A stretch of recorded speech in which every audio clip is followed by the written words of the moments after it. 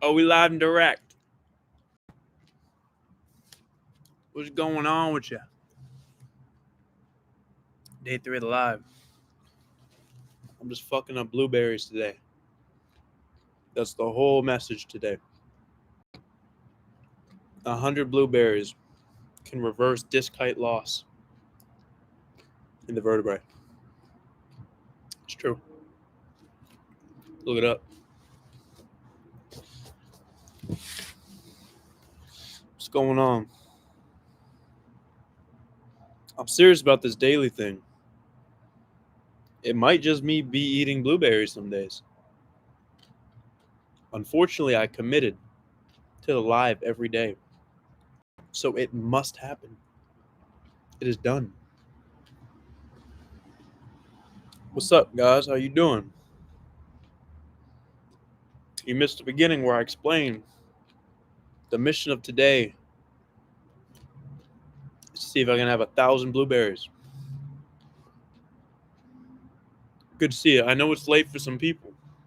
It's 9 p.m. on the West Coast, the U.S., so New Yorkers, you better be sleeping. How are you? I'm going to start my 30-second iso hold, 2 sets, after 4 days of flare-up. Yeah. I would recommend 1 set of a minute assisted. I would rather you get an easier intensity for a longer duration, especially coming off a flare-up. Put that pad real high, hold on for a little bit, and try to get a little bit more time under tension. What's up, guys? Yeah, I see it. Louise Marshall. Marshall. Swayze. That's a tough one. What's up? I'm in the garden. I picked my own blueberries off the tree. It's not true.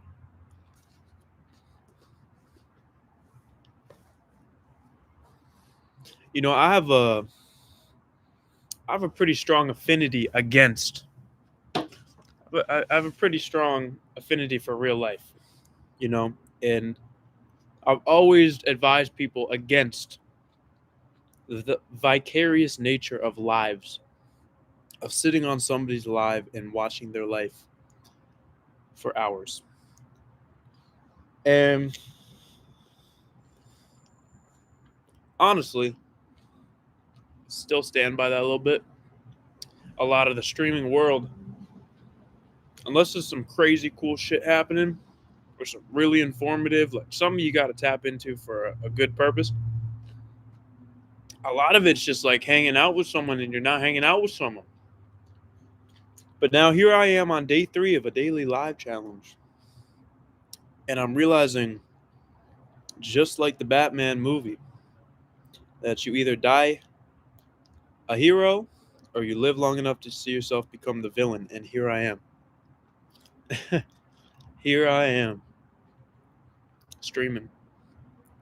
However,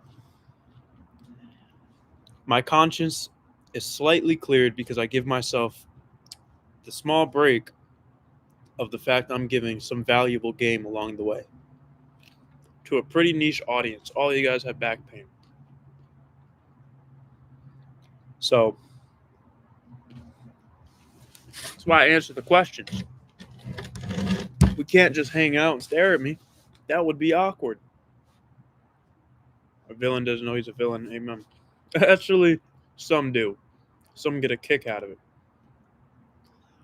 Have you done single leg back extension rotations? Are you saying you go down at the bottom, rotate, you come up and rotate like that? A little extra twist at the top? I haven't done that. I'm sure that's great. I could vouch for that. I really haven't done an added twist I've seen people do. Because you're already up. So I'm like, what is the extra little? But I do believe you throw one hand back, you already feel the opposite side of your back more. So maybe doing the little twist at the end really helps too.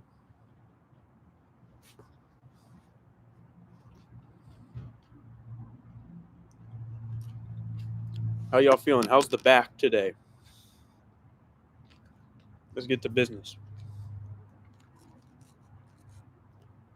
How is your low back at the moment?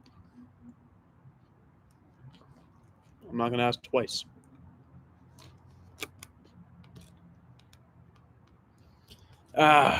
Mine hurts so bad I can't even get my Nord bench I bought into position. I'm not going to lie. That thing is tough to set up. That Nord bench is pretty annoying to build. And I've tried to, I firmly recommend it to the owner. Try to make it pre-assembled, but it's tough. Dating advice? I'm not the fella you want to not the fella you want to ask. I just finished 1 minute assisted iso hold with high pad, as you said. What to do now? Just rest? How many days a week? Is this guy in the program? Get in the program. Follow the program, my man. A little flare up, new symptom. That's okay. What's the symptom? 6 out of 10 pen. 6 out of 10 pain. Okay. Mine feels awesome. Good. Rain's coming. My back sucks. Oh, you're one of those guys. You're one of those individuals that can feel the weather with their joints. I'm not making fun of you. There's a subset of human beings who, for some reason, their cartilage is firmly aligned with the topological nature of Earth. Something about the clouds. As soon as it starts getting stormy out, a little rainy, their knees start hurting and their back hurts. That's crazy. I'm sorry about that. I hope it passes with the rain. Atmospheric pressure, I swear I feel it. Okay. He just put the mechanism down. I was ignorant. I didn't understand. Okay, I believe you now.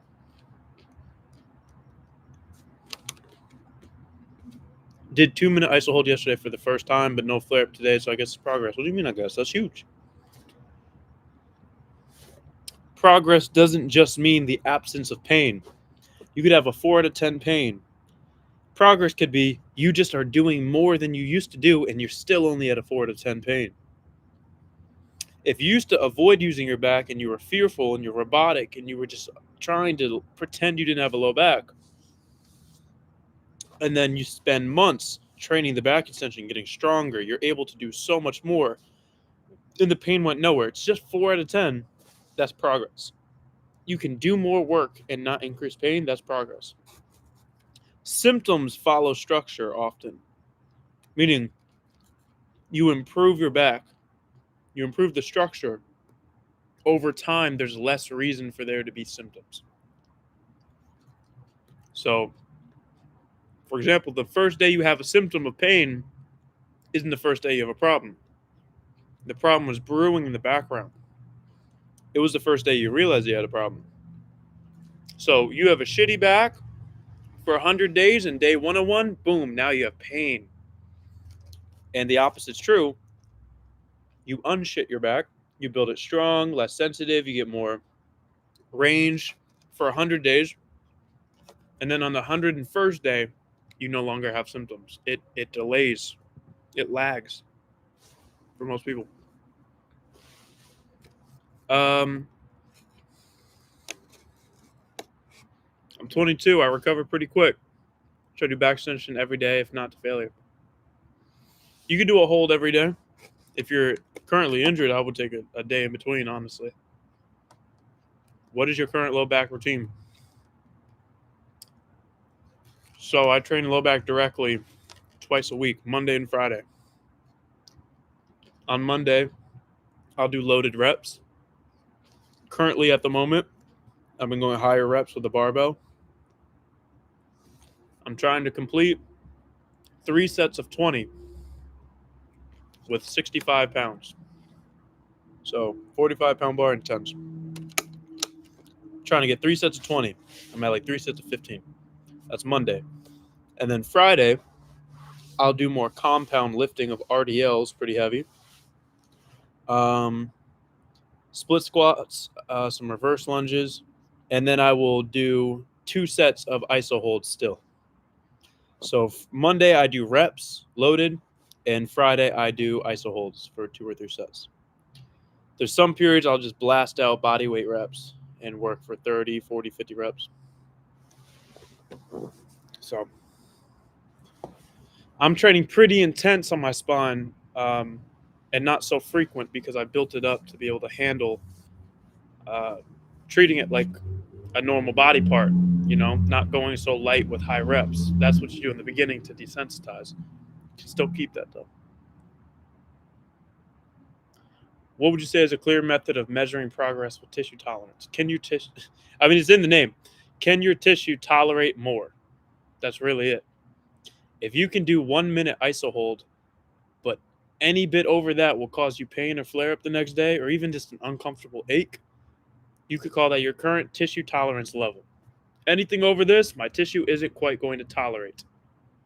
Tissue tolerance isn't necessarily a scientific term. It's just a concept. It makes sense. It's trackable. But basically, over months of exposure, very slowly, you can do 2 minutes and you won't feel any symptoms. But maybe 2.5 minutes starts to feel symptoms. So your tissue tolerance went from 1 minute to 2 minutes. You could do the same with weight. You do the same with everything. Currently, my tissue tolerance of sprinting is about twice a week. Barely twice a week. If I sprint 3 times a week, I'm feeling achy and sore if I really open up and go hard. If I go once a week, completely fine, no issue. So that's where you're seeing how taxing the current thing is for your current capacity, how taxing the demand of the sport, the lift, your lifestyle, the work. So with the program, I'm unable to do it every day. I always need a day or 2 of rest. That's completely fine. If you're following the LBA program to a T, it's totally fine to drop out the Wednesday and do Monday LBA flow, Tuesday mobility flow, Wednesday either full rest or just like drop in for a set of iso hold, maybe sled, 1 set of iso hold, that's the whole day. Thursday mobility, Friday do the full LBA flow.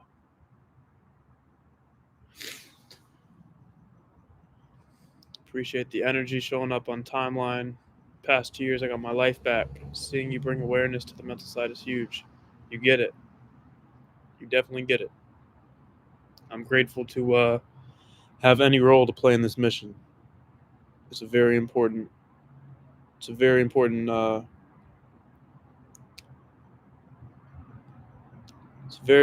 in society. There's a lot going on with back pain that people don't know about, and it's a comorbidity for a lot of bigger issues that people may not know about, to drug addiction, to suicide, mental health. Like, it's when you're in chronic pain, especially with the back, it pretty much can fuck up your whole life. And so, given how serious it is, it's shocking how lackluster and unresourceful the standard is for how to treat it holistically and to build out of it slowly.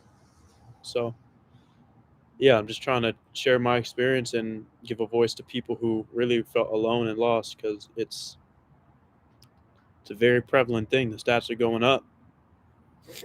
It's the number 1 cause of disability in the U.S. I know many people who have messaged me saying that someone they knew killed themselves and they were deep in the pain. So even if it doesn't go that deep, it can kill your sports career. You stop doing the sport you love at 25, that could take 10 years off your life. You went from being happy, joyful, excited, athletic, active twice a week to now cut that out. And you create a vacuum. When you're an athlete, when you go intense, pushing yourself, and you cut that out of your life, you create a vacuum in space where something has to fill that. Those 5 hours a week that you applied towards some sport, Well, you got to dedicate something else to that. And sometimes it could be a vice, it could be stressful, it could be entertainment, it could be leisure, it could be anything. And that's a literal decade of longevity cut from being too in pain and too dysfunctional to maintain athleticism and maintain freedom in your body. So it sucks. But that's why we're working on it. That's why we're trying to bridge that gap for people with at least the basics.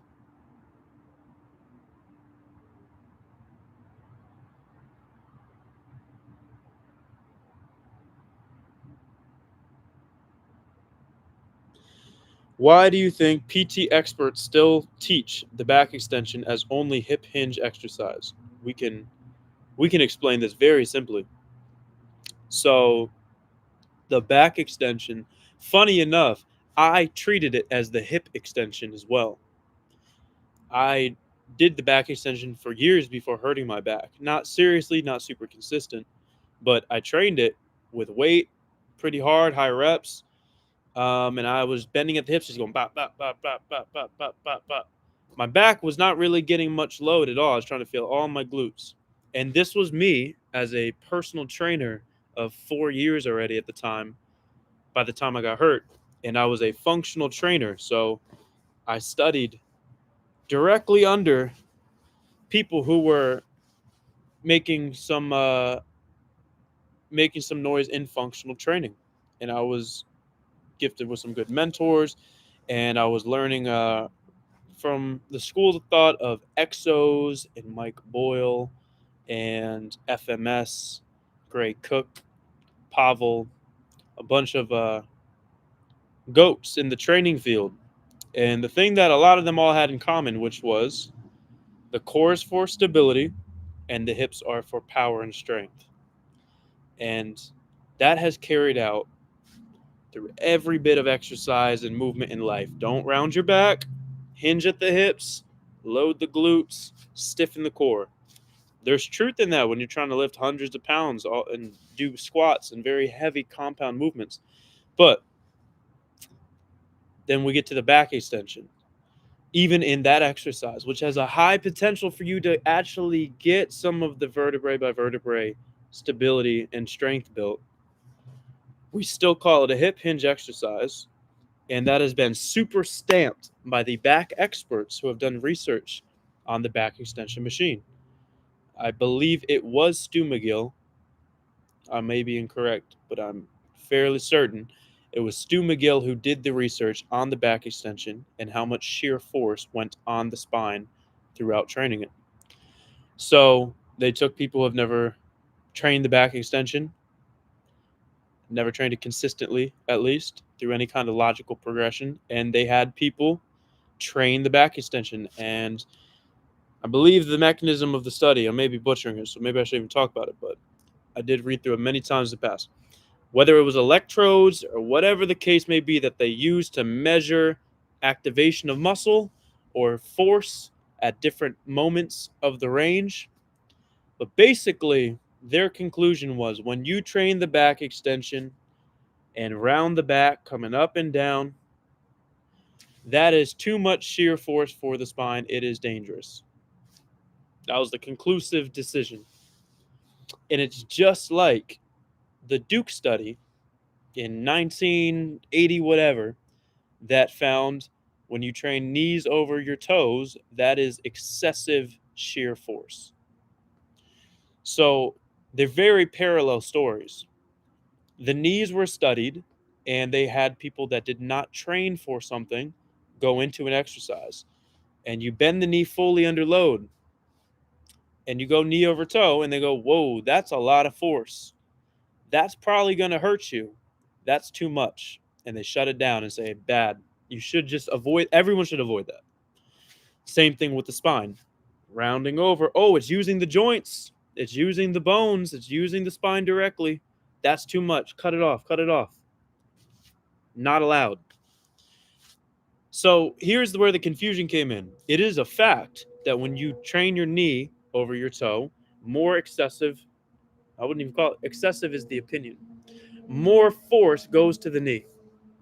And it's true that when you train the back extension and you round your back in flexion, more force goes through the spine. The opinion is that that's a bad thing. So, this is where nuance is lost. This is where common sense wasn't applied. For both of those things, the key missing ingredient is the body's adaptable nature. Don't just start bending your back with 100 pounds deep. Hold.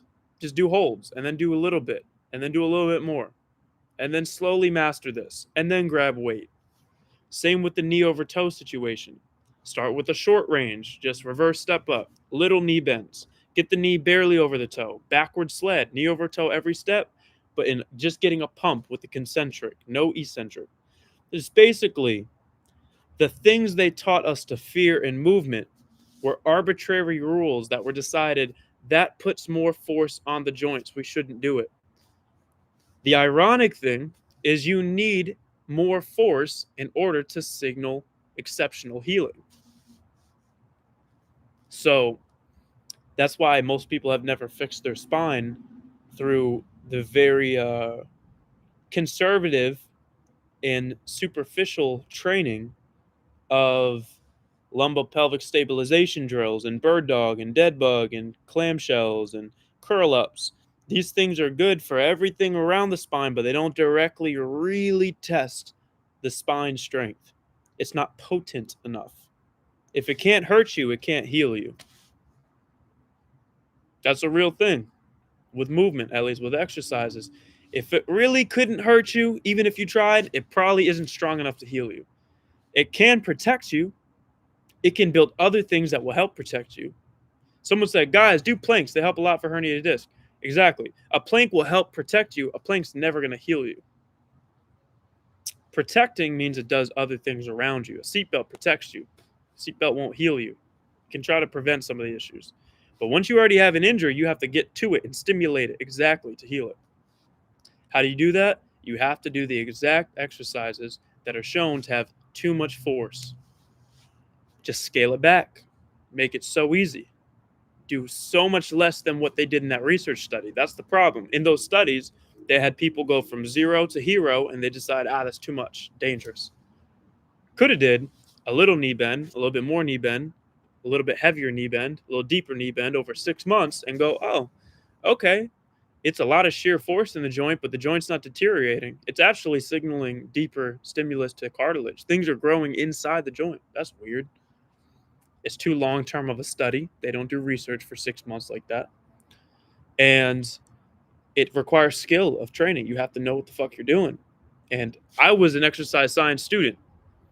I was helping with research. I got into labs and was helping the grad students. And I got to go to conferences. A lot of those guys are dorks. Honestly, like they don't train. They don't exercise. So if you're trying to get a researcher who is not an athlete at all to give you the study, to give you the experiment layout of how you're going to test gradual training on the spine or gradual training of knees over toes, they don't work out. They're not going to know, okay, let's scale it back to less height. Let's slowly get a little bit more range. Let's slowly load it. They don't even feel a leg burn on the leg press. They're not doing shit. So it's like a foreign world to them. And that's not dissing all of them. They're not all like that. There's a lot of athletes in exercise science, but there's a lot of people who weren't. They were more lab coat. And that's the nature of science. That's okay. Good people. But I'm just saying, all of the strong fear-based opinions about musculoskeletal issues can be traced back to some pretty limited scope research that discovered something of, there's a lot of force when you do that back extension. But it's not the full picture of, well, what if we creatively and steadily built up to it? Or what if we didn't start people with that? Like it's missing the opportunity. So I would love a podcast where you talk about these things with Stuart. They are not fond of me. I'll tell you that. They know about me. They're not fond of me. And I don't think I'm all that smart. I think I just have common sense and I'm seeing what's hidden in plain sight. And I had to climb out of it myself. And these are good people trying to, I assume they're good people trying to do the best they can to push the field further. But sometimes you can get tunnel vision when you're so high up in expertise in a field because you're just researching in this vacuum where you're like, everything can be confirmation bias for your own study. And if something really challenges it, it's too inconvenient to want to believe that. Like, the young kid on social media talking about thousands of people healing themselves through exactly what I said is dangerous. I don't even want to test that because that would challenge all the other research I spent 15 years on. So they don't seem too eager to get on the podcast. I'm not going to lie. But, anyways, it's not about the drama.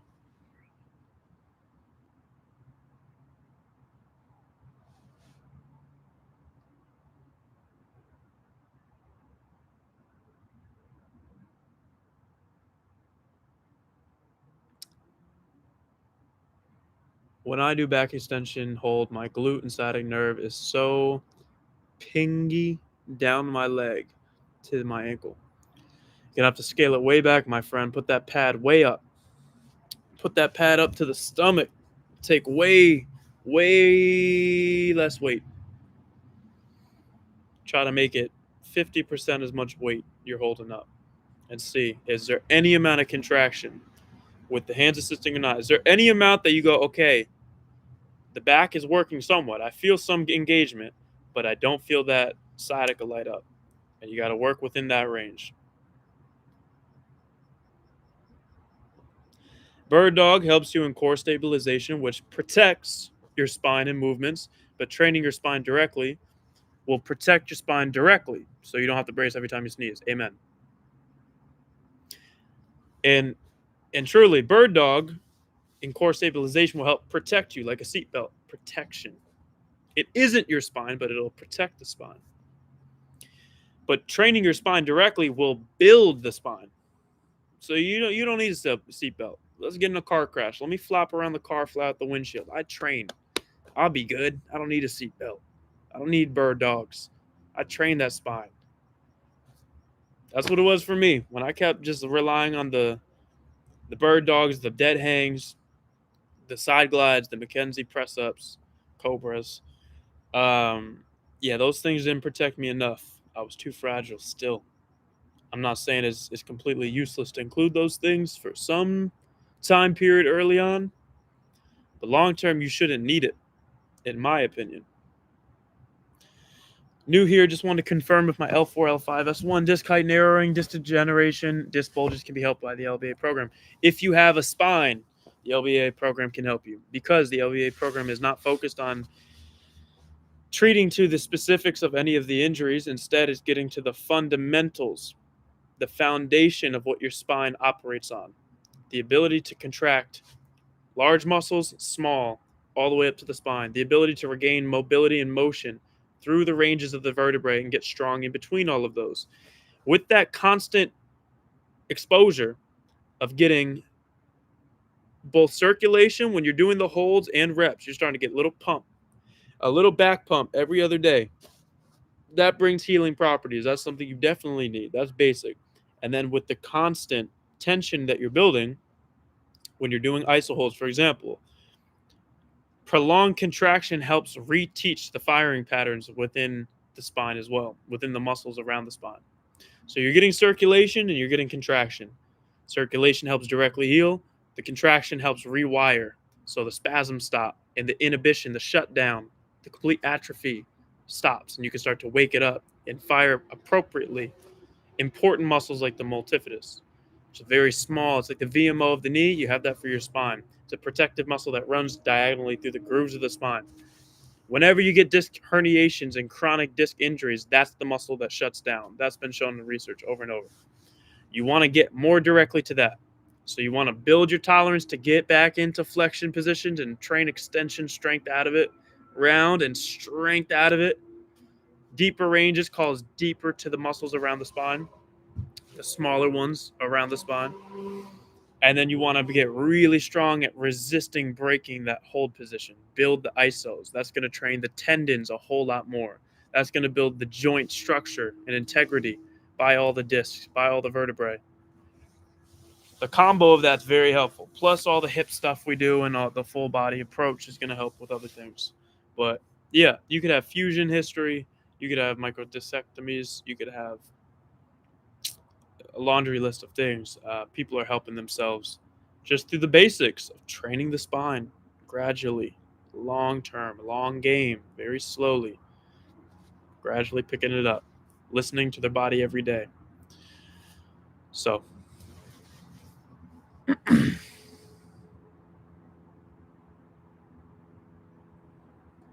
I killed my back pain with your method and 2 heavy kettlebells, bro. I first read that as I killed my back with your method. I was about to end the live and go pray. It's my biggest fear to lead people astray. Like I speak with such strong conviction, not because I think I know it all, just because I've really been through this shit. So I can passionately speak about how it really didn't make sense, the things I was doing, but it was fact. It was scientific fact. That's what we're supposed to do with the back. And I followed it blindly and I couldn't get better. So my conviction is how dumb I used to be and how obvious the opportunity is to train your spine. But I know there's nuance that needs to be improved upon. I know there's aspects of my teaching that could be far more concise and more comprehensive. And it's just the fact that pain is complex. There's 8 billion people on earth, so there's 8 billion backs. There's 8 billion cases of how someone specifically has issues or not with their spine. So everyone's journey is going to be slightly different. So I can't make the perfect plan for everybody, but I try to make it fail proof enough for almost everybody that they can be wise enough to learn, how do I navigate.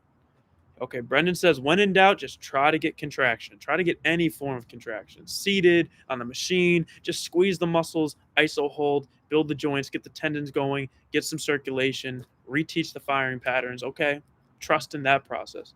But how do I get to Jefferson curls? Do you just have back tweaks or did you have fusions and you lost mobility? Because Jefferson curl is crazy, right?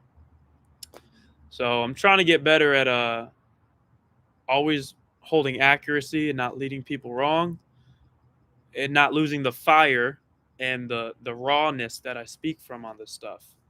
Um, so when I read messages, if anyone's like, I got hurt from LBA, it's very rare that someone says that. Usually when we verify it, they weren't even a member. They just watched videos and jumped in way too fast.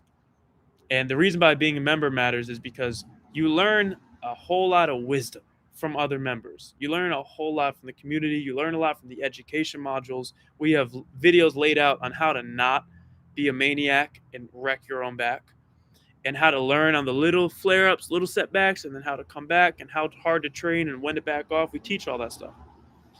So usually it just never happens that someone was truly a member, was patient, and they really got worse. And the few times that it does happen, there's complex stuff behind the scenes about their lifestyle, about their holistic overall body health, um, their state of nervous system, immune system, like stuff is going on with them. And you could have the perfect exercise plan, but if you're dysregulated in a whole lot of ways and you're in systemic inflammation, it's like makes me feel like a terrible trainer. And the reason I know it is because I've had periods post LBA, being low back ability, strong, healthy, functional spine. And I've gotten sick enough and sleep deprived enough that I'm like, oh, is that an ache? And I started getting in pain. Or I was getting back into sports way too fast and did too much and a little strain. And I'm like, whoa, I can't have back pain. One person on earth who can't have back pain, I can't have back pain. And I get reminded that, like, no matter how perfect the exercise program is, if you let your health slip too bad overall, week by week, month by month, in chronic stress, sickness, inflammation, lack of sleep, dysregulations, all of it, you cannot complain about feeling symptoms in your body, whether that is back pain, whether that is neck tension I was feeling, whether that's headaches, whether that's whatever it is. So pain is complex. There's a lot of things that can cause it. But one thing we're going to make sure is that pain, no pain, whatever, your back's not going to be weak. It's not going to be super sensitive to fire and contract. It's not going to be hella tight for no reason. And it's not going to be pulled from imbalances. We're not going to allow the qualities of your back to be shit. You might have pain here and there. Things might happen or not. Most likely not if you improve everything. But one thing's for sure is you're going to have a back that's stronger, that can move better, that's more mobile, and then pain becomes a random artifact here and there or it disappears. But what you can't do is be in daily pain and your back is weak as shit. And your back is so sensitive to fire, it almost spasms every time you try to use it. Your back is cranked in one direction and imbalanced, and your hips are off, and then it's constantly tight. It's like, well, pain makes sense then. Pain makes a lot of sense. If you have all those poor qualities, there's no surprise you got pain. If you improve all that stuff for years and you still have the same pain, that's odd. That's strange. That usually doesn't happen. And every year that you go building your foundation better, the likelihood of symptoms is just like, there's no need for it. Your body's working better. The cry for help stops. Sometimes it's more complicated, but at least then, if you're one of those rare people who has a great foundation, you build everything in your back, it's strong, healthy, flexible, desensitized, it can move and function, but you got that one little spot, just one stuck place of compression from a disc bulge or from old injury on the spine that causes some kind of nerve compression. If you do get a surgery, you're that person who's built everything else, though. You're great in every way except that one bit of pain, that sciatica won't go away, whatever it is. When they go do the minimally invasive surgery, take something out, just clean it up, stitch it back. You have the quickest recovery, and you're great. You're good. So surgery is useful then, but what goes wrong is people have a shitty foundation. They don't train their spine. Their spine is very weak. They have all the atrophy I talked about of the small paraspinal muscles, multifidus, the little tiny muscles in the spine that really give it that protection. That's gone. That's shriveled up. That's atrophied. They can't get a pump in there. The fascia's tight around all the muscles and bones. You get a back pump, it hurts. You're unable to stretch it. It's achy. You got a shit back, period. Well, when you go get the surgery to alleviate the nerve root, take out some of the disc bulge or to clean up whatever with the microdiscectomy, you go do the surgery, and then you got to recover from the surgery another 8 weeks, 12 weeks, 3-4 months, and you still have a shit back, though. Sensitive, hidden in imbalance, incredibly weak, tight as fuck. Your back foundation is worse because you've been resting for months too. So you still have symptoms. Maybe it feels better in that tingling sciatic way, but your back is still pretty shit. And so your recovery is long still. So when people ask me, do I got to get the surgery or not get the surgery? It's like, let's not even stress about that right now. You know, people are like, what if I do all this LBA stuff and I still need the surgery? It's like, well, you're going to have the world's best back going into surgery in every way but that little thing they're going to work on. You get out of that surgery, that's fixed. Everything else is good. You're good to go. Quick recovery. Athletic, ready to go in a few months. You don't train your back and you say, I'll just do the surgery. Surgery's fixing that thing. Surgery's not fixing everything else. You go get the surgery, you're bedridden for months, you come back, you're still trash. Your back is still shit. And so you still got a year to build to really be back. That's the truth. I've seen it with people. I've trained people pre-surgery and seen them quick turnaround. I've trained people post-surgery. I've seen people not train, go get surgery, still wait, still not good. Heal from the surgery, still achy. Everything's still pretty bad. Still got to train. Advice on injury PTSD. I'm curious. Can we watch something together on here? I know I'm chatting.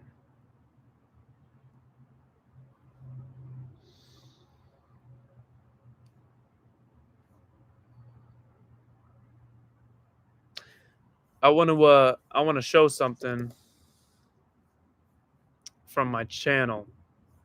Let's see if I can. Someone asked about injury PTSD, and I have a video called "Injury PTSD is Real." It was vlog style when I was chatting a whole lot. Let me see if I can share this.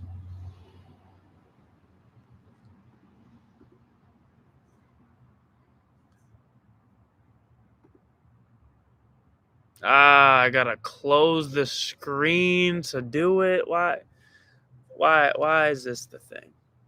I can't close the stream on y'all. All right. I don't know if it's gonna work. Maybe it will. Okay, maybe it will. Y'all seen? Oh, we're so lit. This streaming stuff is so good. I'm just in awe. I'm not gonna play this whole video right now. Reacting to your own YouTube video is as narcissistic as it comes, but I am shameless. But injury PTSD. This video had some good points on it. I was talking about I had shoulder issues. I can't complain.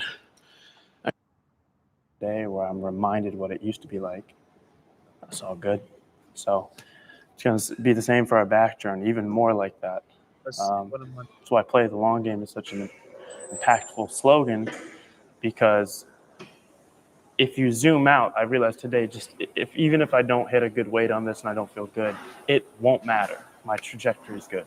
So, amen. This boy needs to put get back to an incline bench. Sounded depressed. I had a lot of shoulder blade issues, collarbone issues, and benching was always a problem for me. And I still get shocked when I can lift sometimes. And it's that injury PTSD. But the specific reason I brought up this video, if you've seen the website, I'm not using any software. I'm using just the YouTube native. The website was built by my best friend, Enoch. And we should just quickly go into, I don't know how relevant it really is, but I share a little bit of his story because people discuss the PTSD and the rush to try to get back after injury. He built the website for me. He actually almost died a year before building our website, and he slowly climbed back to health. And he faced a lot of the injury PTSD I was asked about. So just a good perspective and context of the people behind LBA. We got a 3-man team, and he's one of them right now. Training, it's all difficult. It feels really, really tough. It's such a hard thing to compute, and like you feel so frustrated. Well, Enoch has had a liver transplant a couple of years ago now, and in the byproduct of that is supposed to take immunosuppressants his entire life. So he's taking immunosuppressants and had a lot of kidney strain from that whole thing. So now you're at a point where like you're suggested to not work out really hard, not eat a lot of protein. You're not supposed to work out, because otherwise your creatinine levels will be super high. And if you do go really hard, eat high protein and work out like the volume that we work out, your piss turns brown and you feel like you're actually getting rhabdo, and it really does end up being like a version of that. And so now his workaround is like super athletic, trying to be more athletic, trying to maintain using our body, because you have to. You can't just be like, all right, I'll just be sedentary. Boxing and running and lifting some, but now we're like, okay, can you train lower volume to still get in movements, get the mechanical stress and strain to be adapting still stronger, and you can build muscle, but it won't be like 5 sets of 10, go for the burn the normal way we do, and even like building muscle on a normal. So that's the meticulous, like if you're ever feeling bad for yourself, we're figuring it out with this type of stuff, and it will work. Long game, constant like trial and error, and then you're gonna, like I was saying yesterday, it feels frustrating because you can't just work out like us normal. You have to do all this extra thinking, but that's exactly what it was for me, which led to the program and led to a better way of training. I couldn't. Okay, so the point I was speaking about, and the reason I'm bringing this up, is it's a good video. I speak a little bit later on about good rant at the end about the mental side, the PTSD of injury. Is there's a lot of things to have PTSD about when it comes to things that punished you. It's not just about trauma and shock. We could compare traumas and be like, hey, some people went to Afghanistan.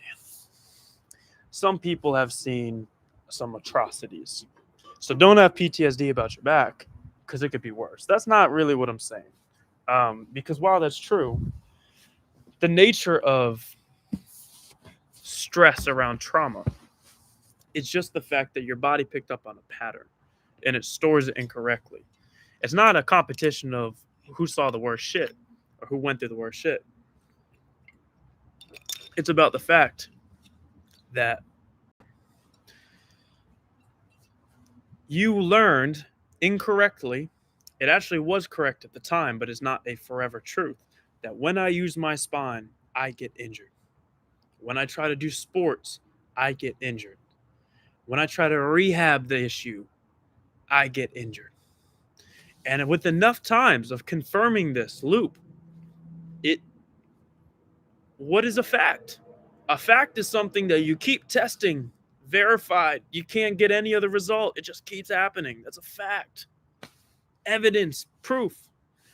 So when all the evidence shows to you that when I really try to use my back for real, I get injured. It's just a blatant, unequivocal fact. It's a pretty rational thing for you to think. It's a pretty rational thing for your body to internalize and store in a lack of trust and a resistance to movement and a restriction. So the reason I brought up that video is so you know, anyone who's been facing a constant issue of injury, pain, illness, you form some state of muscle memory, I would call it. You know how we say throwing a football is muscle memory, playing the piano is muscle memory? Well, being an injured fuck is muscle memory. Sometimes I'll go down to pick up something. I swear, I'm not even kidding. Sometimes I'll go up to pick something and I'll still do this. I'll still go like this. And I'm like, why the hell did I not just pick up the damn... Why? Just bend over. Pick up the thing. And it's like, I'm 28, but I got used to moving at 80. And I spent a lot of time sitting on the ground, rolling around, trying to teach myself again. Just be like a fucking toddler. I'm 28. I'm young, but I move like I'm old, and it's not even pain. Sometimes it's just literally that muscle memory of being a broken fuck. And we're all going through it. You know, that video, my best friend has learned that anytime he pushes muscular activity to a high level and he ups his protein, that he damn near gets rhabdo. He starts to piss blood. His kidneys get strained because he had a liver transplant and almost died. And as a result, doctors told him, just don't do it. It's too risky. All of it's too risky. He's like, well, no exercise? Just don't do it. It's like, it's the same thing as the knee over toe. It's the same thing as the spine. If we cut out gradient and we don't think about slow scale, or we think about slow dials of turn it up a little bit, see what it's like. Is there adaptation? Can you handle anything? Is there tolerance to anything? When we just go hard rules of just never do something, your body's going to listen to you and go, I guess we don't do that anymore, and you degrade something. And the thing is, you have to face that PTSD daily and whatever you're going through. For him, that's him finding out, okay, he trains, but he doesn't do high volume like us. He does lower volume. He trains very slow, controlled ISOs. He trains with weight, but he doesn't do sets of 20. He'll do sets of 6. He'll do sprints, but he won't do longer distances. He trains hard. He's becoming a fucking beast, but he's had to go a different approach to not throw his system off. And over time, his system's become more resilient. I don't know how. I don't know the state of his immunosuppressants. I don't know how he's taking his meds or what's going on with that. But his ability to train is getting better. And so I'm just saying, whether it's organ failure, like imagine the risk there. If you overdo it with your back, you might flare up. If he overdoes it, he might be on dialysis. His kidneys might fail. It's real deal PTSD. And even then, it's still necessary. It's a must that you explore as safely as you can to survive. Don't be stupid. Don't be reckless. But explore out. See, can I do a little bit of that thing that scares me? Can I explore what's possible for my body a little bit? And with the productive goal of, like, you want to adapt. You want to be able to handle it. So the back is simple. The back is let's just stimulate that thing. You know? I know y'all been chatting on here and I was kind of on my rant, but I'm seeing some good stuff. I appreciate y'all helping each other out, for real. It means a lot. I want you guys to know my end game with this whole thing. There's nothing strategic about doing lives like this every day for 50 people, 80 people, whoever comes in and out. My goal, despite growing bigger and bigger with these platforms, is I'm trying to cultivate a different kind of community and a different kind of culture around training and people helping people, especially when it's with such a confusing and isolating problem as back pain. Because there's only so much of Brendan to go around. And to be honest, I may not be as brilliant as you guys may think at every problem. I am just strongly convinced on the things that I have explained to y'all, on the basics and the way to problem solve, the mentality and principles to operate on to solve your bodily issues.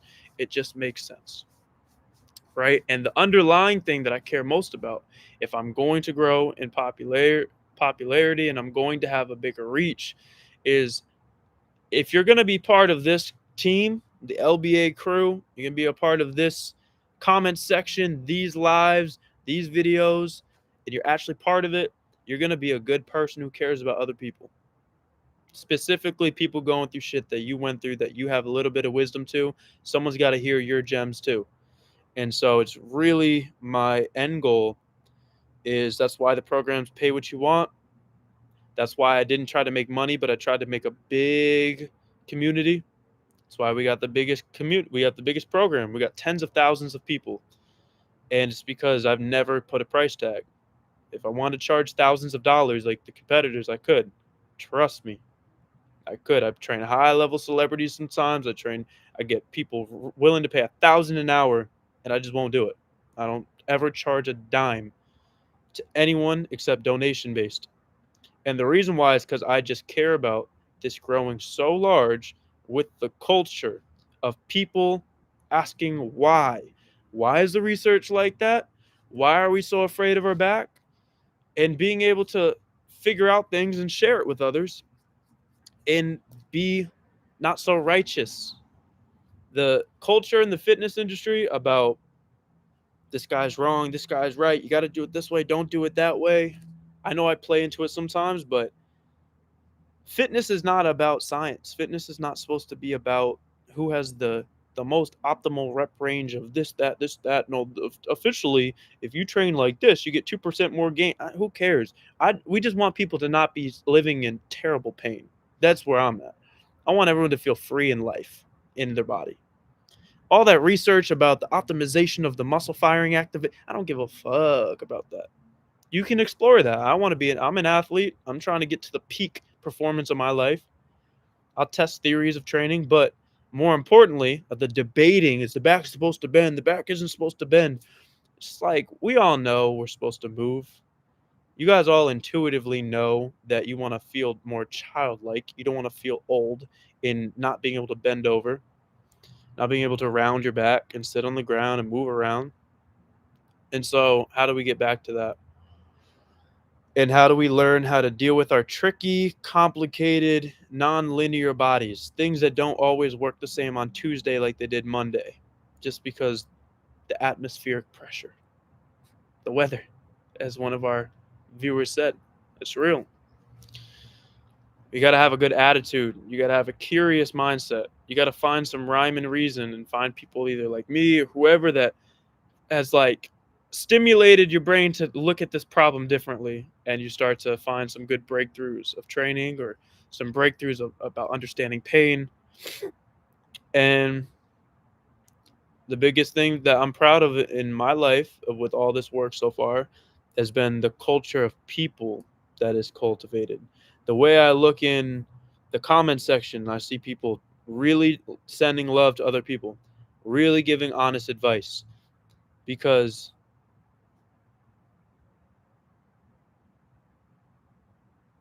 wow. Yeah, I mean this comment, look at this comment. Mick said, "This guy is such a blessing. Just yesterday, my uncle's friend took his last breath because back pain. He got into substances because it relieved the pain, and doctors gave medication. I wish he would have trained."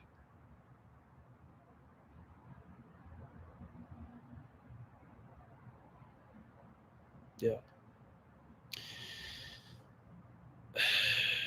This is real. This is really what's happening. And, it's a shame.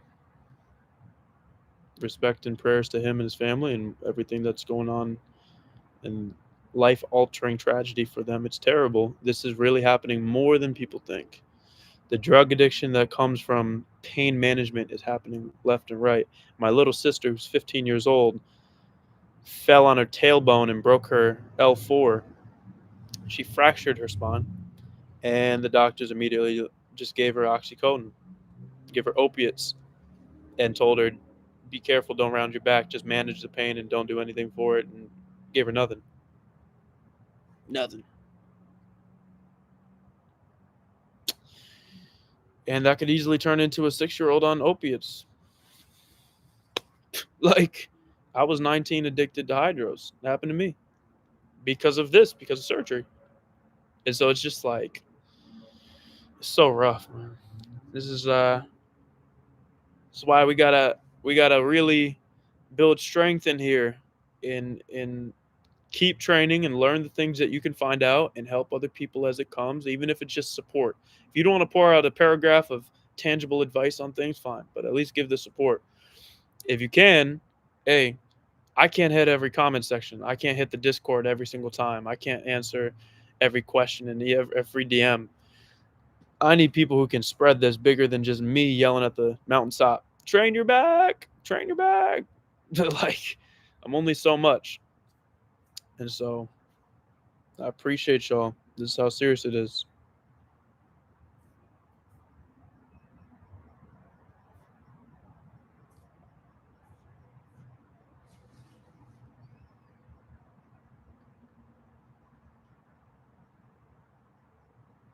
I'd like to thank you.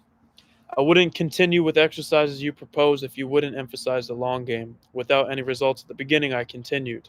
And now I'm off painkillers. Listen to that. Didn't get results in the beginning. Weeks, maybe months. First month, maybe not. Second month, maybe not. Maybe even third month, but she heard me explain. Play the long game is a mentality not of patience, but about I know this is the right thing. I'm going to do it regardless of the outcome, no matter how long it takes. And now she's off painkillers. Or he, I don't know. But now they're off painkillers. Don't you love to hear it? Fucking love that shit. Your advice fixed 20 years of back pain over the course of 6 months. I'd be a trainer, but I'd die of poverty. People are just lazy. Yeah, I was an impoverished trainer for many years. I was a failed trainer for many years. I was so bad as a trainer, I could not do the sales of these commercial gyms. Equinox rejected me. I worked at Blink. And they told me, I was told I would never be a successful personal trainer because I refuse to do the sales objections. I refuse to convince people to pay $100 for a session. And when they say, "Can I talk to my wife?" "Oh, well, does your wife not support you? What do you need to think about?" And all the objections to sales. When someone says they need to think about it, ask them, "Well, what do you need to think about? I'm the most reputable person to explain what you're confused about. Do you want to wait another 6 months and still have pain?" Like, I just couldn't do it. So the managers were like, "You're never going to succeed in this field. You know that, right?" And I don't know why I was like, "Hey, wait and see." I don't know why I thought that I would do something like what I'm doing now. But I make a lot more money than any of those managers at the gyms, and I've never set a price tag and built an empire anti-sales. So you can be a trainer and not be impoverished. You just got to change the game. Hey man, thanks for all the info, but there is an epidemic of kids getting effed up lifting too heavy in their teens, early 20s. They focus on the numbers instead of putting the tension on the muscles. Boom. Said it perfect. Chasing arbitrary numbers instead of the tension. What's the increase of weight when you're chasing more weight? Get to a 225 bench, 275, 315. The goal isn't the number. That doesn't matter. The goal is the tension created through the help of the weight that provides a more convincing stimuli, a more intense stimulus for more growth. If you become a skilled lifter and learn how to use tempo, learn improved muscle mind muscle connection, you can literally produce higher and quality and higher amounts of force and tension with less weight. You can get more gains with less weight. I built bigger legs with squatting 185, slow, controlled, deep, make it really hard, than I gained squatting 315, shitty. Yeah. And now, if I ever get to 315 again in that same controlled fashion, I'll be way stronger than I was before. So the focus on numbers lifting heavy is stupid. You're right. The goal, I get it. We're obsessed with progression. We want to feel progress. But many things in the body, many things of progress are supposed to be qualitative gains, not just quantitative. The quality, how did it feel? If you do the same thing you did last week, but this week it feels better, you made gains. That's a PR. It's a quality PR. And that counts. But you don't learn that in gym culture. You don't learn that in exercise science. You learn progressive overload numbers. More reps, more volume, more time, more weight, more this, more that. Sometimes it's more range, more pain-free access, more trust in the movement, more ownership, less shakiness, more stability. So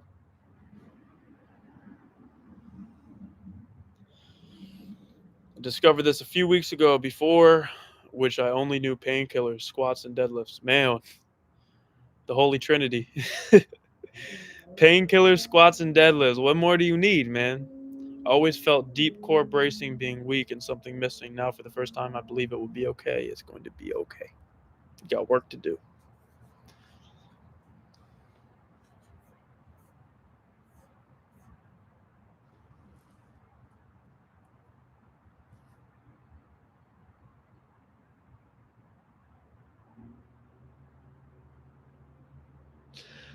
Yeah, you're going to get back to singing, Kai. That's beautiful.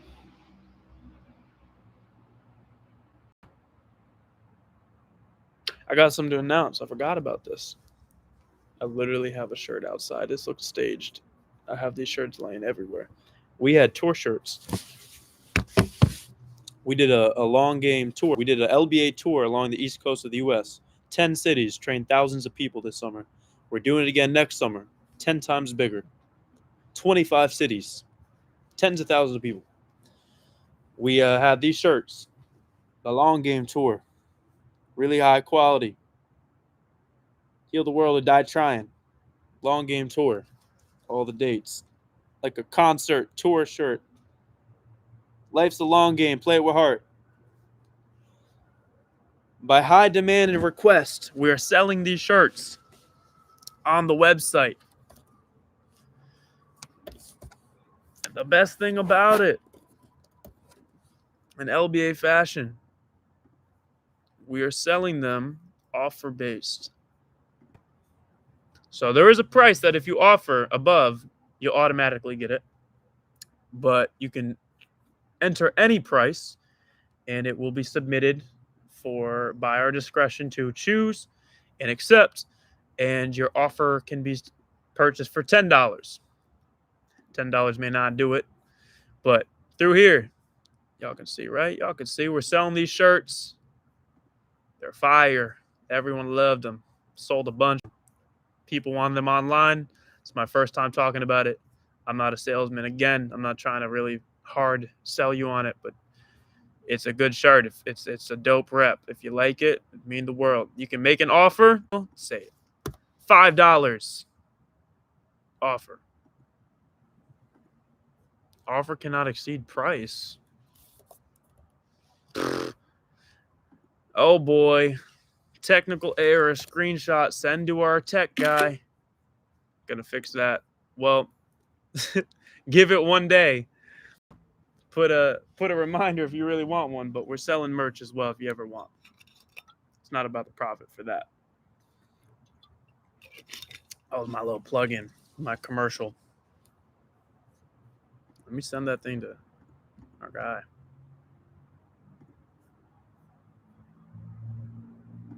One sec, I'll be back.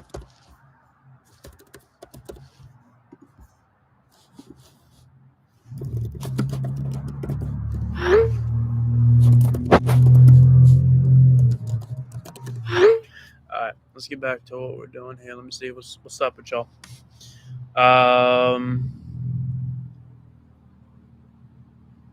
Worried about permanent nerve damage, numbness, tingling, weakness in the legs. It's been very severe. Only 3 weeks though. Don't panic.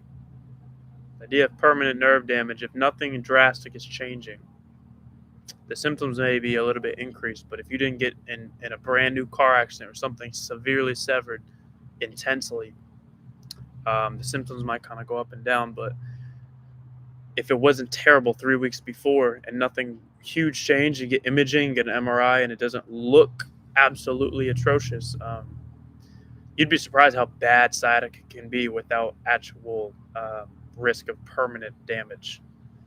These things can recover very well oftentimes. So I'm saying that as reassurance. Do your due diligence, get the imaging, get another MRI, and be very attentive every day to see how's it going. Don't obsess about it. Do the training that you can do. Stay active. Try to alleviate the nerve. Keep it gliding. Keep doing some very gentle nerve gliding, laying fully on your back, chin up, toes down. I'll just show it so we see. Nerve gliding. Got the dogs out. Okay. So, your sciatic nerve.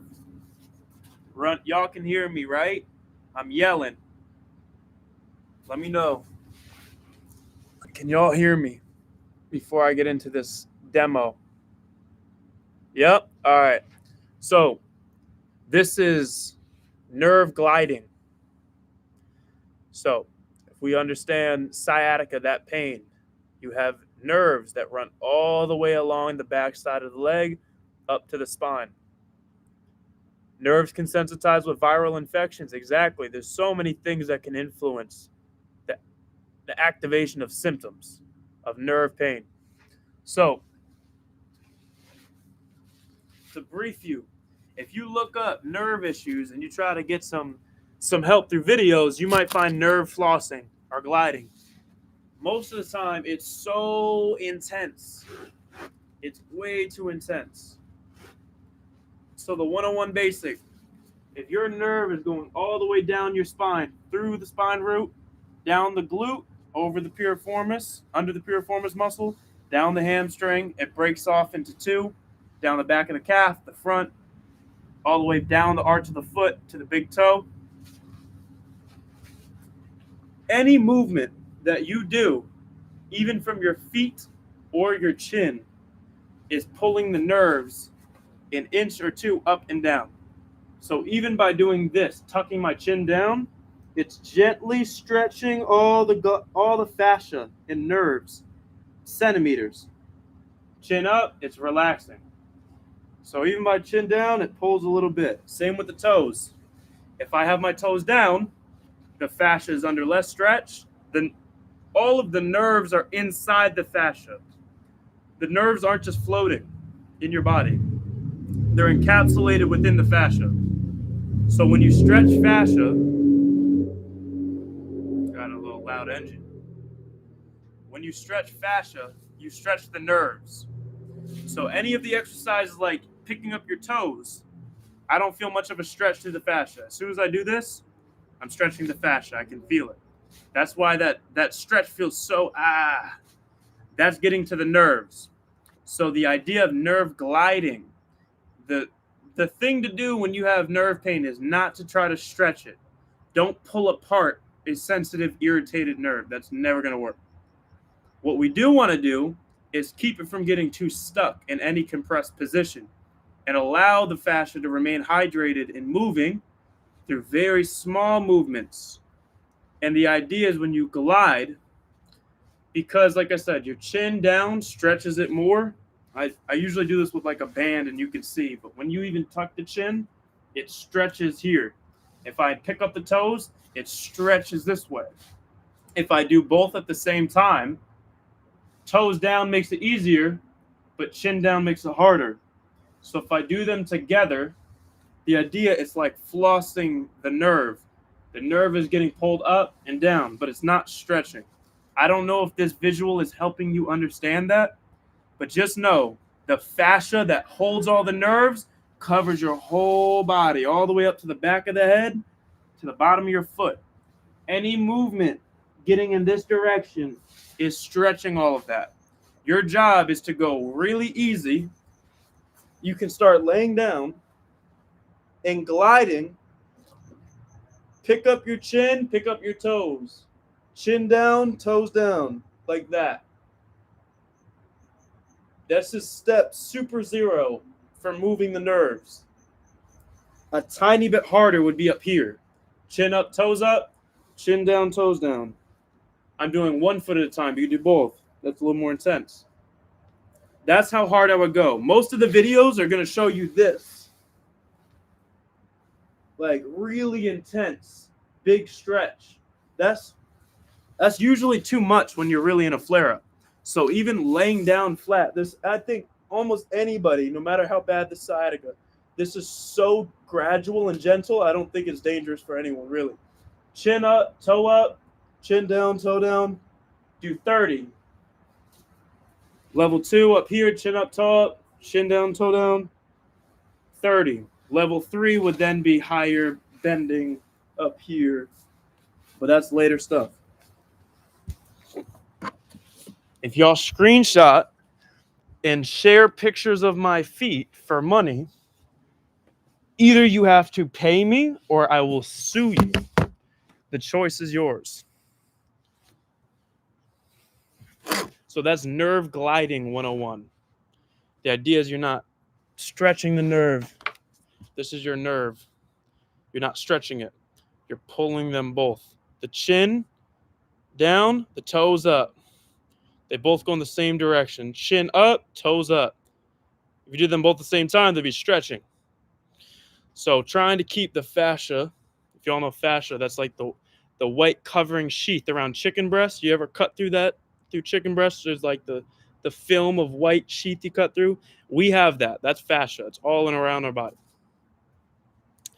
So that's where the nerves sit in. And tightness there is going to compress down on all of the nerves as well, and it keeps it stuck in that compression. And so you want to keep things moving a little bit.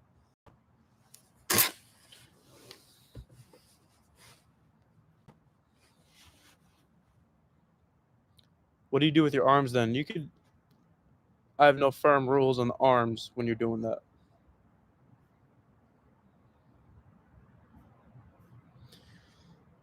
Hi, when is the next workshop scheduled? Do me a favor, everybody who's watching, if you're going to sit here and watch, tell me what city you live in. I'll tell you guys how many of you we will be visiting.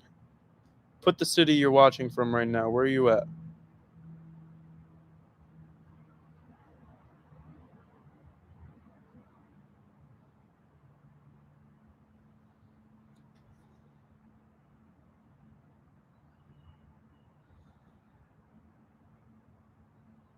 Guadalajara. Guadalajara. Portland. Yes. Dallas. Yes. Oak Hills. Is that by LA? Where's Oak Hills? It's in the valley. Cleveland. Yes. Morano Valley. I'm not sure where Morano Valley is. Where's that? Long Island. We'll hit New York. Brisbane. We won't be doing Australia yet. San Diego. Yes. Let me try this one from Hungary. We got Orizent Peter. All the way from Orizent Peter. How was that? Edinburgh. Dagestan. Dagestan. Spend 3 years Dagestan and forget. Do you understand that reference? 1.5 from LA. Jacksonville. We won't hit Jacksonville, but we will hit Tampa.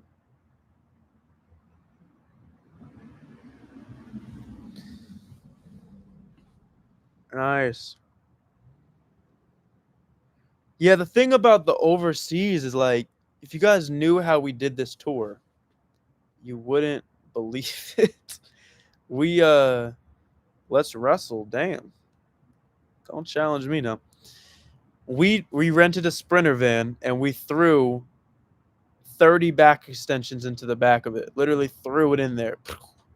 And then we traveled around the country and road tripped and drove state to state. How the hell do we do that over an ocean? Right? So we got to have some connects out there in Europe. Australia is its own island, its own big place. But at least Europe, like, we got to have someone to set us up with venues. We got to have some help on the transportation and all this stuff. But we'll get to that next. That would cost probably $500,000 to do a worldwide tour, at least. And I'm the donation guy. I'm the pay what you want program guy. So we probably got another year or two before I can really afford the overseas tours. Charlotte, we will be doing again. This past year, we did Boston, New York, Philly, DC, Nashville, Charlotte, Atlanta, Tampa, Miami. We did those 9. Next year, let's go through it together, y'all. Let's go through it together. So you know what I'm thinking. If this makes the most logical sense. And I'm sharing this because if you have any connects, we need gym owners and venues. Last time we had about 40 to 80 people, and it was crazy. This next year, we're probably going to be way bigger, and we're going to need a massive gym or outdoor space for probably like 100, 125 people each stop. But we're thinking of starting Midwest and going through here. Can y'all see? Y'all can see. First stop, Minneapolis. Next stop, Chicago. Thought about Kansas City, not sure about that. Next stop, Indianapolis. Where's Detroit? We wanted Detroit. Next stop, Detroit. Next stop, either Cleveland or Columbus, not sure. So, boom, we'll go, like I said, Minneapolis, Chicago, Indianapolis, Detroit, say Cleveland, hit Toronto in Canada, then we pause. Then we hit the East Coast, go Boston, boom, New York, Philly, DC,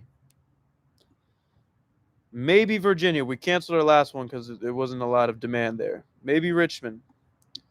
Definitely Charlotte, Nashville, Memphis, Atlanta, Tampa, Miami. Pause, take a few days. Then we're going to go New Orleans, Houston, Austin. Thinking about Dallas. Albuquerque, Big Drive. Denver. Maybe Salt Lake City. Phoenix. Vegas, San Diego, LA, San Francisco, Portland, Seattle. Boom. Maybe Vancouver. I don't think we'll do Vancouver. That's our idea of the tour. I don't know if that fits any of y'all. Saudi Arabia. That one's not on the map, friend. I don't have the means yet. But when I do, I'm hitting Slovenia, I'm hitting Saudi. We'll get that going. Thank you so much for the demo on nerve gliding. PT had me straight to stage 3. I was like, this is a no, but laying down, manageable. Never offered it. Shaking my head. It's just like we got to use our brains more, right? Right? Doesn't it make sense? But the thing is, your PT didn't have back pain like you did. So the PT is learning from the standard protocols. And the standard protocols often jump way into shit. That's why they said back extension is not good for you, because they jumped way into it. The gradient wasn't there. Same with nerve gliding, jumping into things like so intense. So I'm glad. Stick with that. It's not to fix everything. It's just at the very least, keep things from getting super stuck and dehydrated. Keep things moving. You're always better off that way. Don't stretch it, though. Just keep it gliding for a little bit. And then very gradually, even if you sit halfway up, you increase the stretch. It's just as long as you're getting your body as long as possible makes the stretch the easiest on the gliding of nerves. As soon as you compress a little bit, sit up a little bit, stretches it. You can make 10 stages, 10 levels to get to that.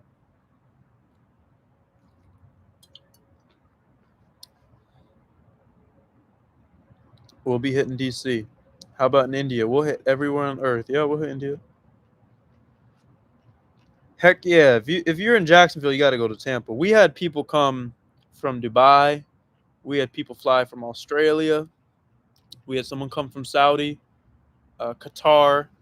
We have people flying around the world to go to these East Coast tours. So if it's in your state, you got to go.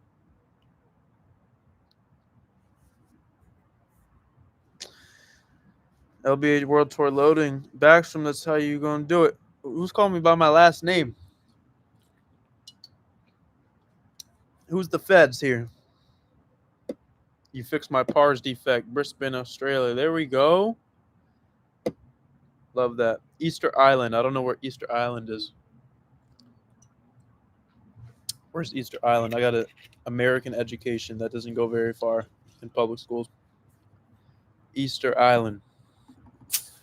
That's not like an Epstein thing, is it? Never been, will never go. Where are we at? What country? Oh, Dale, that's in the middle of no. Yeah, that's probably not gonna happen, friend. That's Peru.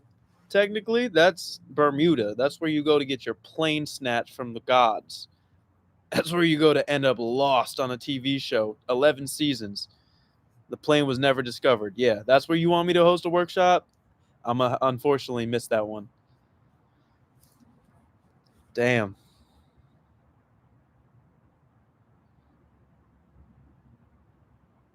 Yeah, Vancouver's close to Seattle, man. Oh, yeah, we're in Seattle. Did I say Seattle? I said Seattle. We're definitely in Seattle. I love Seattle. I mean, I've been once. It was cool.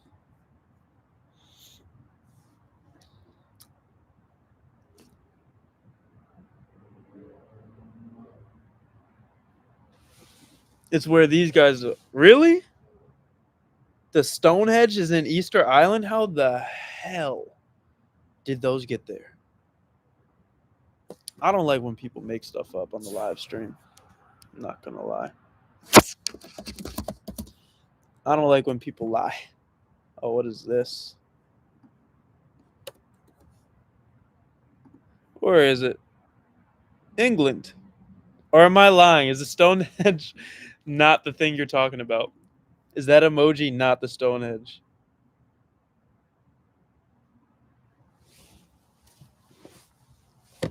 Not Stonehenge, the heads. Like I said, this is Inner city New York public education, y'all, at its finest work. Easter Island Head.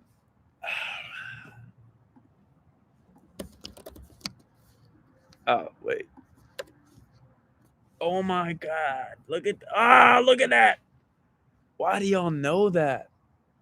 That's such a random thing to know. Oh no. You're telling me these have been here for how long? In an island the size of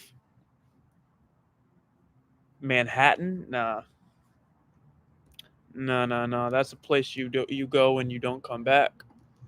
That's scary stuff right there. Doctor straight up broke my back. I think he really did some damage. Literally can't walk after seeing him. New symptoms, all that shit. Get an MRI. What'd he do? What'd you do at the doc? Man, yeah, hang in there. It's gonna be okay. It's gonna be all right. It's gonna be all right. Things are gonna keep moving. Things are gonna be all right. What happened?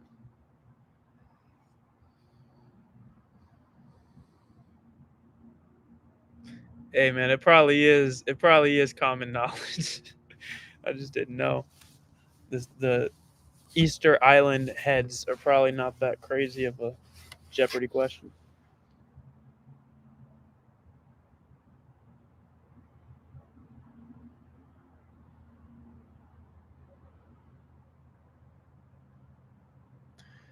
We got an LBA member here. When's the next workshop? So the official tour is next summer. I'm in LA right now. Once I have a couple leads on stuff, but once I get a good gym space or venue that I really trust and it's some good people, then we'll set up something in LA for sure. It won't be like a huge 5-hour tour event. It might be a 2-3 hour, group workout or a quick kind of instructional thing.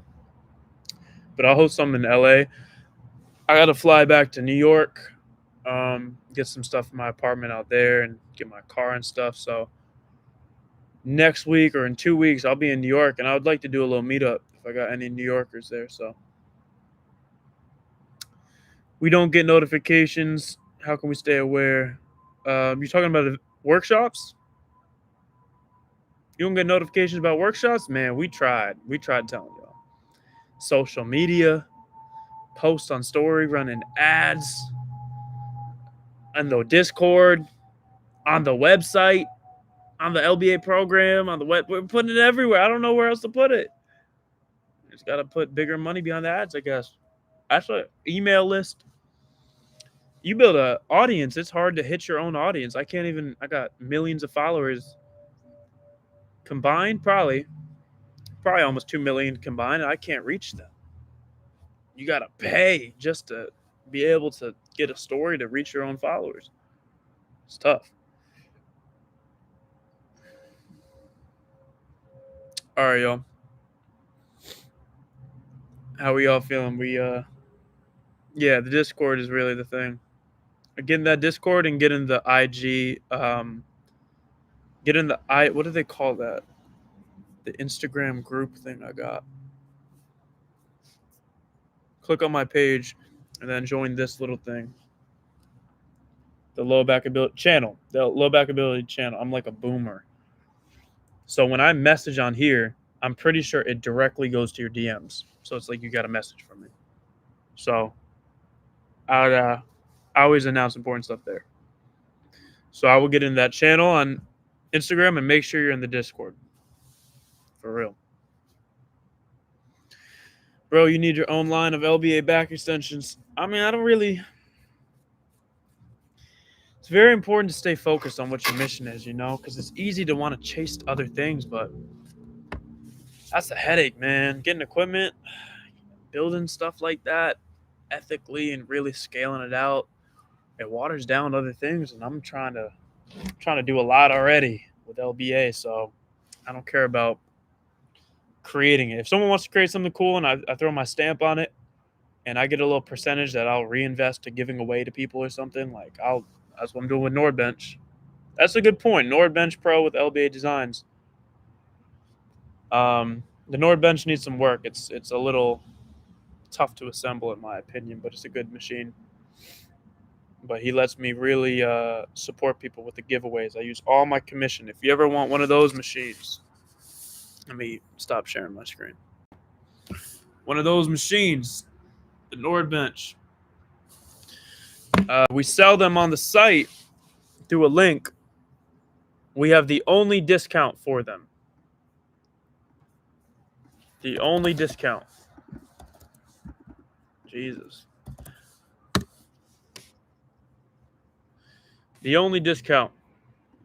You go here, you go equipment merch to get a machine. This is also another cool thing too. No, Nordbenches don't come pre-assembled. You got the back buddy strap, which is pretty cool. This also shows you can train it on a swing, because that's essentially what it is. So both of these have a discount code. That's the strap. I believe it's about 100, maybe a little more. What is it? Yeah, 100. It's good quality. It's a good TRX strap. It's very sturdy. I've used it on tours when I would travel with people and do stuff.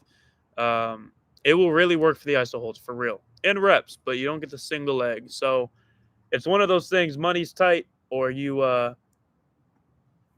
in a tough situation, or you're traveling. It really is good enough. Outside of that, the actual machine is this.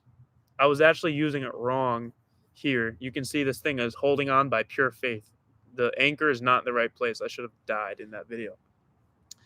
But you can buy either of these with a 10% off.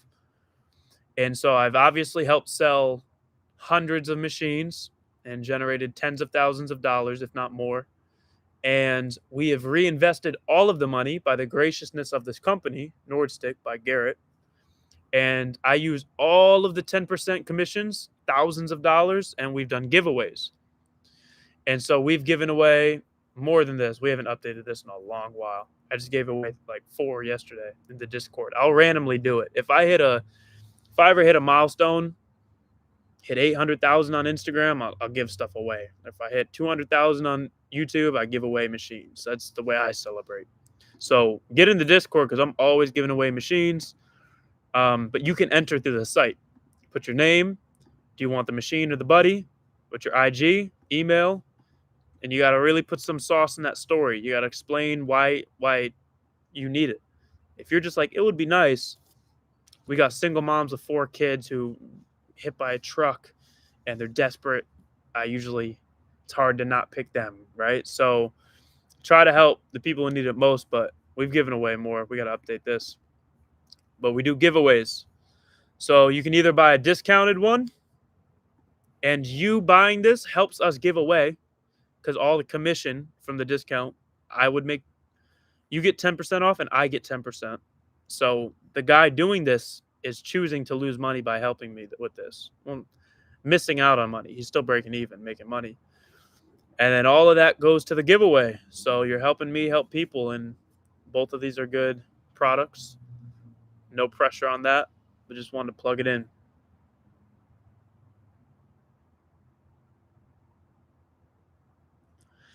Yeah, 200,000 on YouTube is crazy, right? It's crazy. All I ever wanted was 1,000, maybe 10,000. That's all I ever thought with this content stuff. Hey, Brendan, 18 pars defects, fractures won't heal. Just wondering if you know anyone that's with these that's done your program. We have someone literally in this chat who said LBA healed my pars defect. Like, you can scroll up and see that. Yeah, Adolf. I don't know about the name. Adolf Putin. You fixed my pars defect. Brisbane, Australia. Yeah, you got to ask why. Watch all my videos, man. Join the program. Get in here. Here, if you're not a member, this is actually cool. Let me show you what the site's like so you can see. Because I want you all to do this. If you're a member, it's not just about the training. Some of you guys don't even know this is in there, and you are members.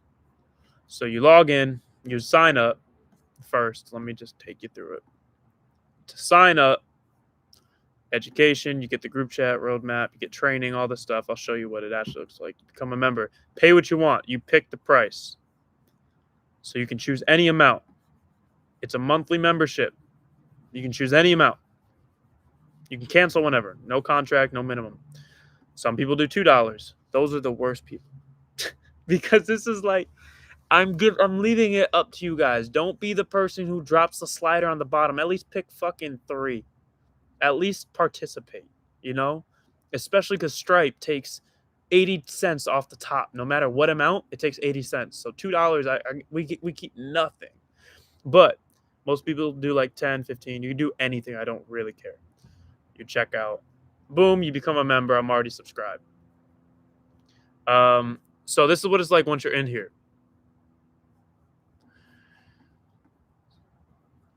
We have the education modules, which I want to make sure if you're a member, you're watching these. Will LBA work for my injury? Tissue tolerance. You have a flare up the next day.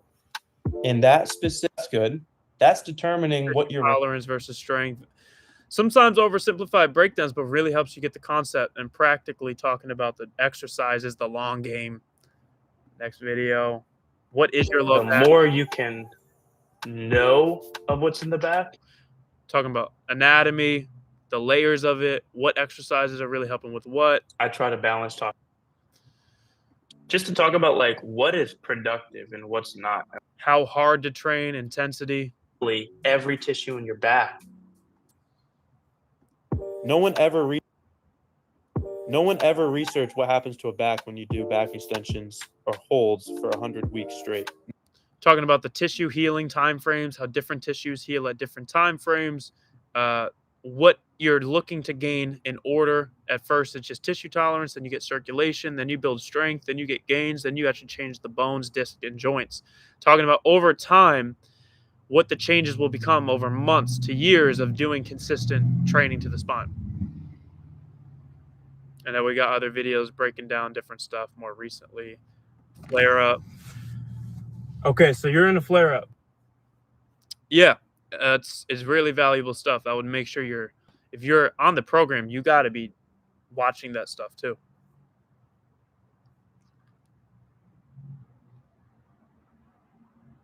Daughter just woke up, had to carry her downstairs. No fear, no effort. Carry her like she's made of feathers. Amen, my friend. Still have to do it.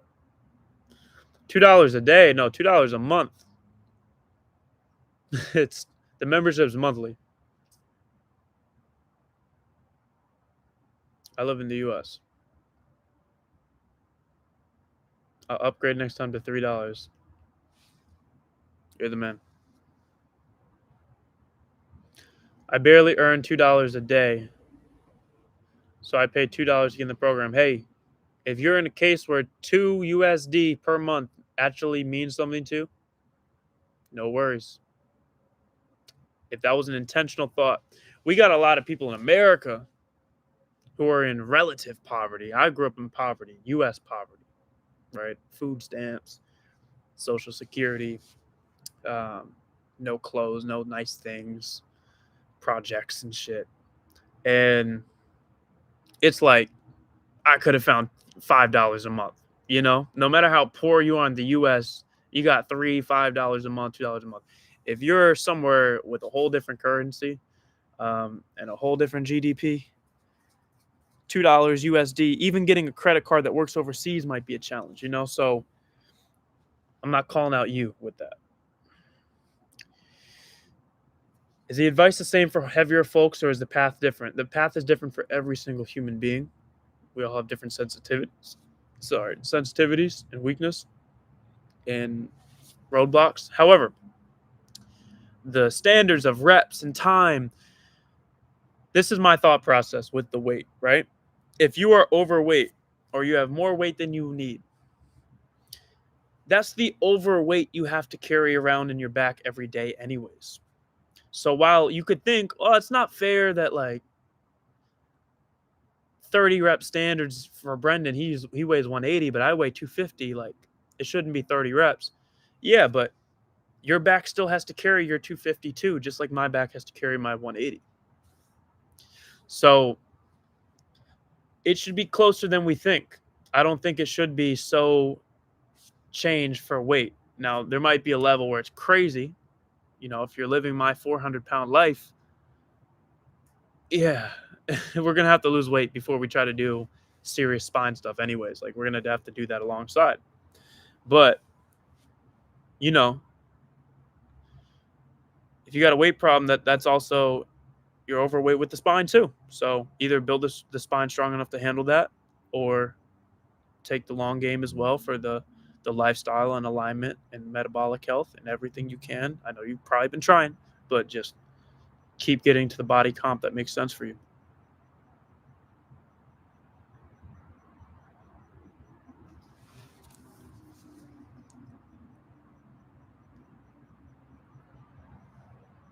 It's all good, Kai. Scroll up. Wanted you to read the success I had.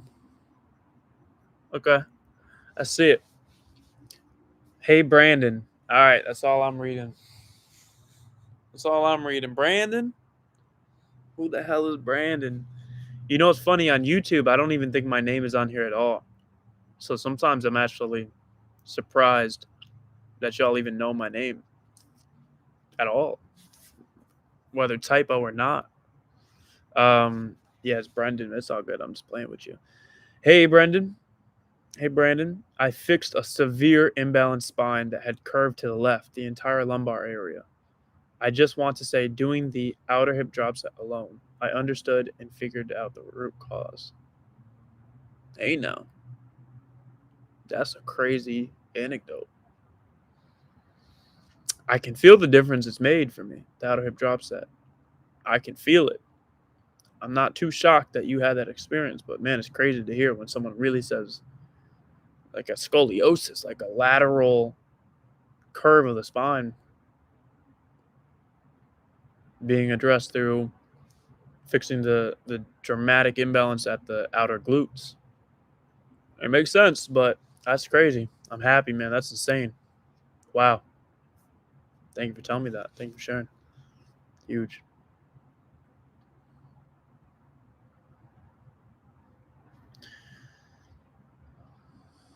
All right, man. What inspired me to live stream tonight? I live stream every night now. This is what I do. I will be chatting here every day. This one was longer. This is day 3. Every day, I'm going to connect. I'll get more members in here. I'll make sure people in the Discord know. We do weekly Zoom calls. Weekly is a lie. We do Zoom calls every other week or every so weeks, and where we actually talk with members and I answer questions in depth.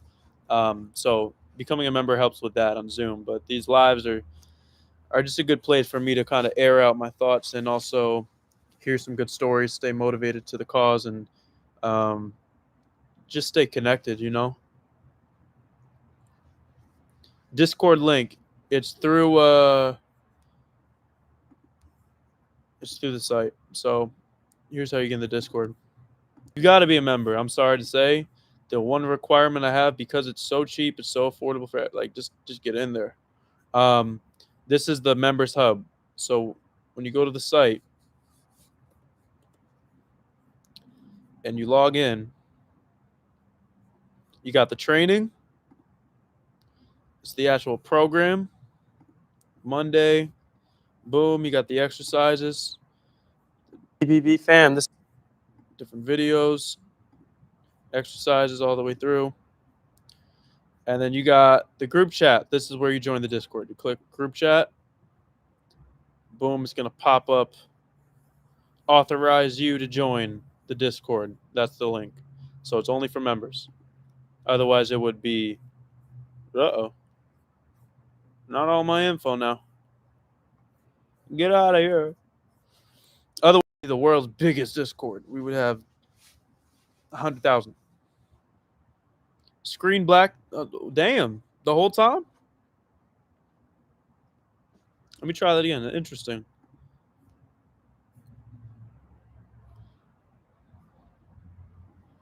What could y'all not see?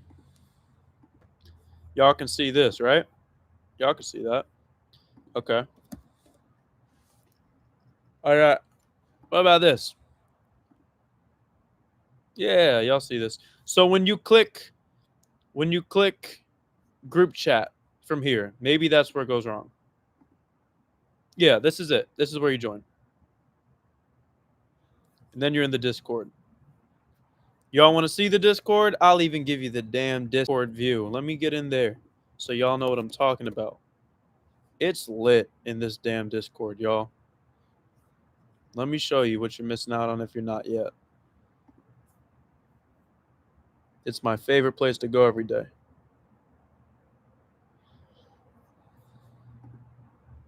That for some reason is not loading. It's updating.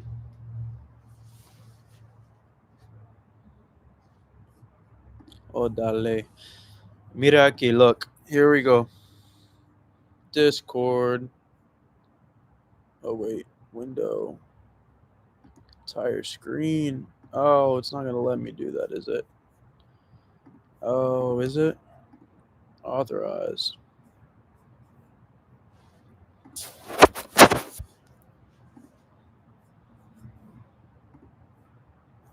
Okay, no, I'm good. All right.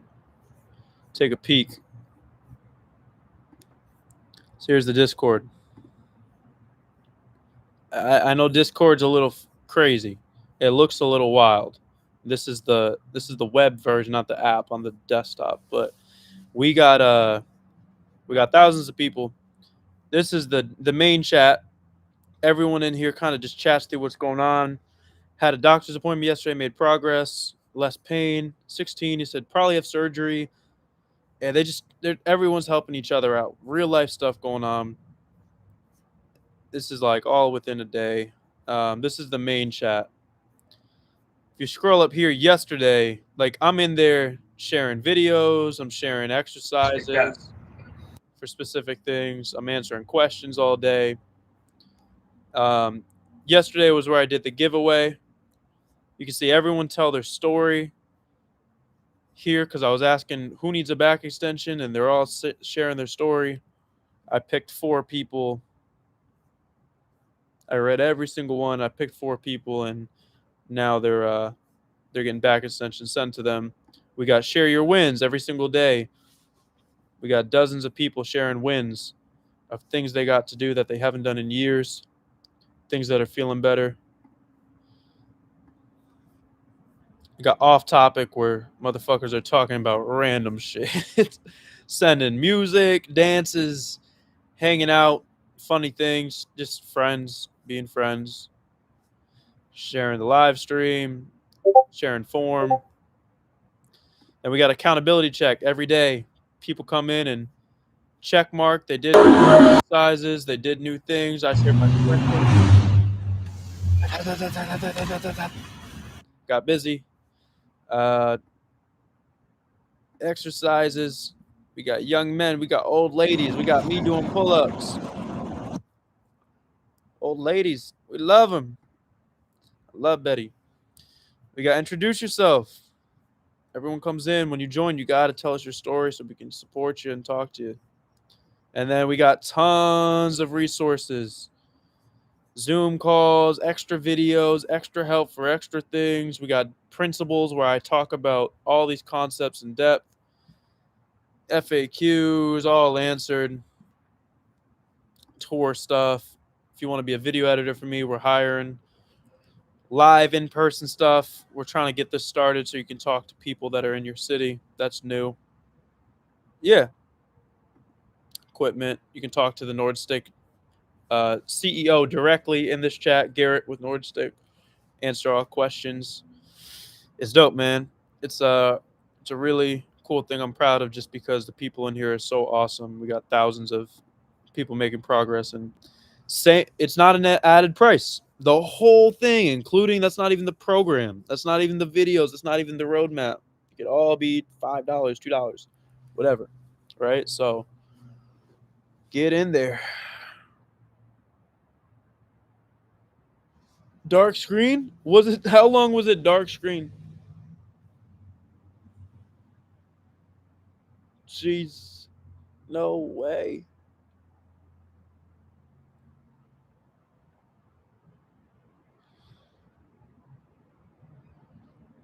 It was really a dark screen the whole time, or y'all could see what I was talking about?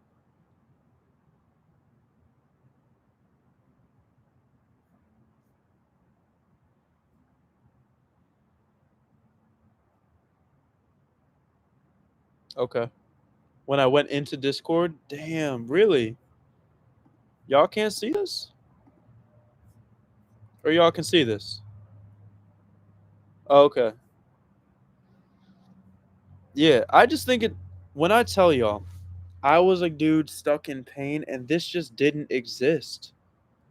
Like this community didn't exist. This level of detail and exploring didn't exist. This much help through every single problem didn't exist.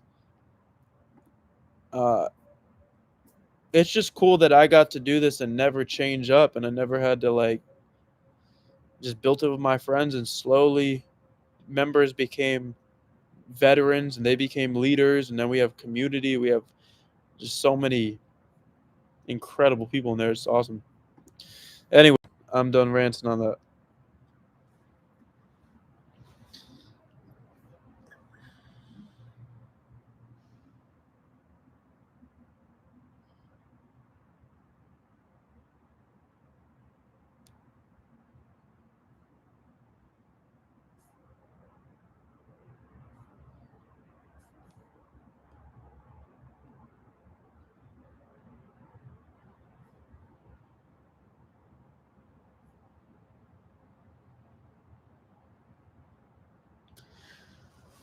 If you switch to OBS or Slobs, you can switch scenes instantaneously and multi-stream to different platforms. Yeah, I think I'll go to OBS. I never heard of Slobs.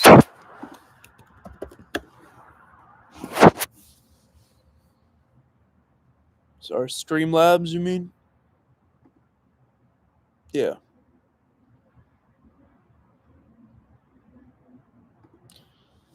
Yeah, I think I got to. I think I got to get to OBS.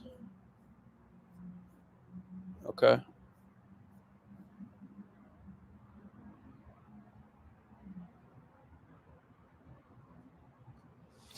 Cool, y'all. Well, I gotta go to bed. I know it's probably hella late for y'all.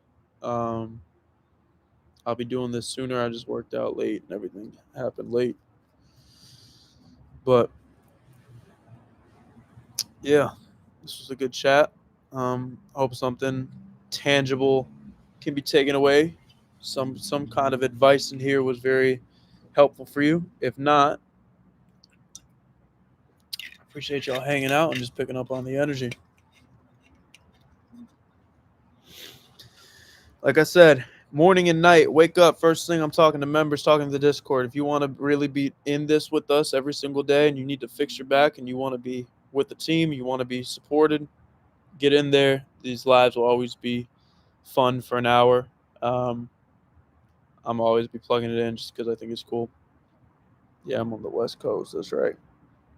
All right, y'all. Amen. Play the long game. Y'all get it. Y'all know about it. Play the long game. All right, man. Be well. I hope I can continue helping you in whatever stage you are with your back journey. It may be some deeper cause in life that you may need that support and energy and reminders, because I know how easy it is to get jaded and beaten down by this thing of the world where we're at. Things crazy. Times are crazy. Life can get chaotic. You throw pain into the mix, you get in this whirlwind of losing your mind. So I'm here to try to help pull people out because I needed it at one point. I'll be here every day chatting to y'all. Probably around 7 p.m. PST. So chatting to y'all. Have a good night. Sleep well. Peace.